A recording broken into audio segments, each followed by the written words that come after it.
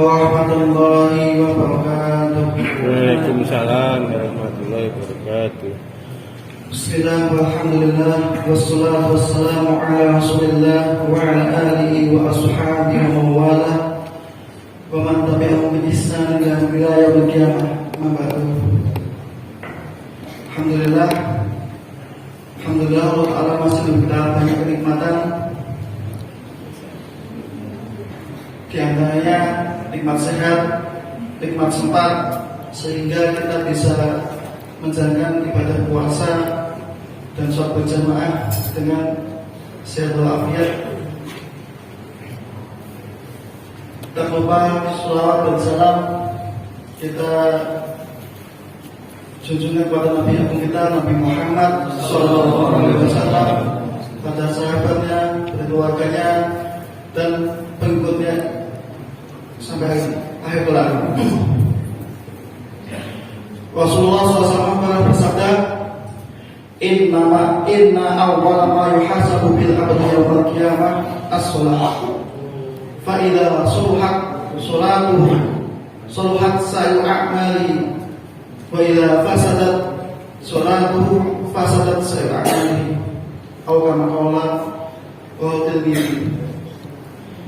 Rasulullah pernah bersabda, Inna sesungguhnya awwala ma yuhasabu bil, yang pertama kali dihisab al-abdu seorang hamba itu yaumal qiyamah, pada kiamat, as-shalah, salatnya. Fa idza shalat, apabila baik salatnya, salat sayu amali, maka amal perbuatan semuanya akan baik. Fa idza fasadat, maka apabila salat itu rusak, fasadat sayu amali, maka semua amal sudah ikut rusak. Dari sini menunjukkan bahwasanya sholatlah sebagai ukuran amal sholat hamba, bukan dari penampilannya, bukan fisiknya, bukan hartanya, bukan banyak, tapi sholatnya lebih dahulu. Kemudian juga Nabi pernah ditanya oleh para sahabat pada suatu ketika ada seorang datang kepada Nabi, wahai Nabi, ya Rasulullah, inna rajul yusalli bil lail wa asbaha saraqa. Rasulullah, ada seseorang yang ketika malam dia itu sholat dan siang dan pagi dia itu mencuri. Lantas Rasul mengatakan, inna usayyidunya qul, sesungguhnya sholat itu akan menghalanginya dari apa yang dia omongkan itu, apa yang dia perbuat itu. Ketika sholat kita baik, maka seotomatis semua amal kita baik. Baik itu tata kata, perbuatan, penglihatan, pendengaran, maka semuanya akan ikut baik. Karena sholat tanhan fahsya'i wal munkar, karena sholat itu akan melarang kita dari perbuatan keji dan munkar. Di malam hari ini saya mendapat judul sholat khusyuk dan tepat waktu. Apa makna khusyuk dalam sholat itu? Khusyuk selalu buatan sahabat Imam Ibnu Rajab mengatakan, khusyuk huwa as-sukun wa tadallul. Khusyuk itu secara bahasa artinya diam dan tadallul, tunduk rendah. Tapi secara istilah khusyuk itu upaya kita memfokuskan hati pikiran itu untuk beribadah kepada Allah Ta'ala. Dalam artian ketika kita sholat, otomatis kita akan terbesit sesuatu hal yang kita itu ketika sholat.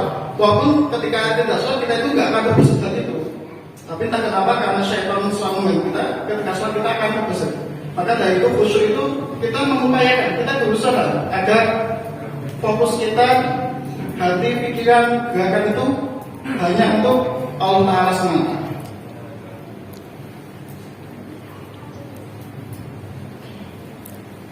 Salah satu untuk khusyuk apa? Menjaga khusyuk itu pertama kita siapkan. Ketika kita sebelum sholat kita siapkan.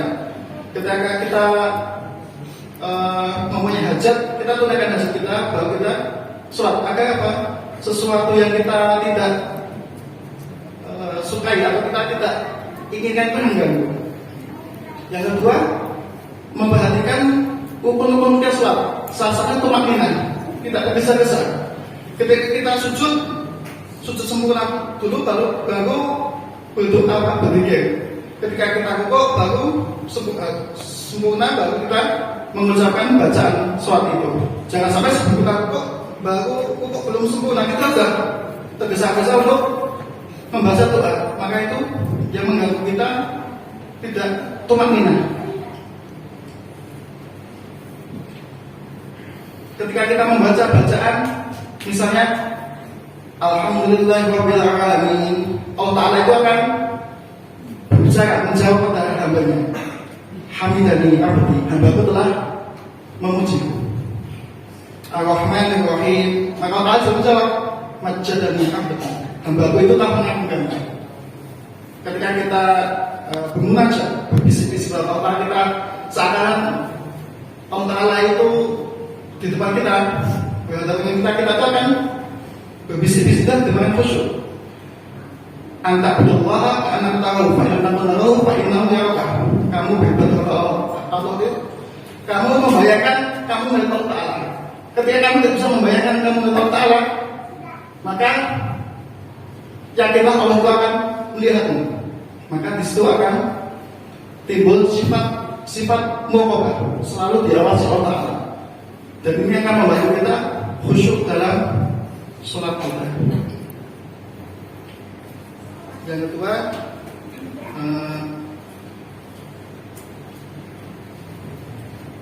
Rasul juga pernah ditanya pada para sahabat, ayu amal afdal ya Rasulullah.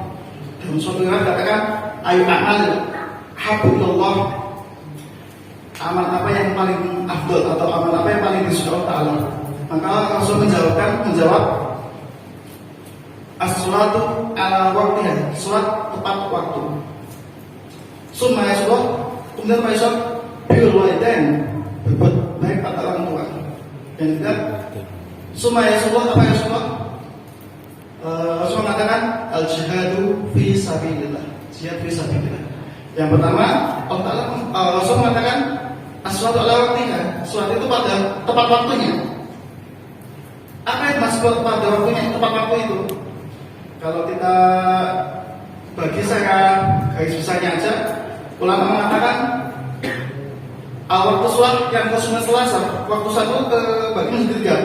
Awal waktiha, awal waktu, wawastuha, dan tengah-tengahnya, wa akhir waktiha, dan akhir waktunya. Walaupun di istilah fikih itu dikatakan afdhalul waqt, mubah, al-ikhtiyar, terus udhur, dan sebagainya. Tapi kita bagi secara tiga aja, awal, tengah, sama akhir.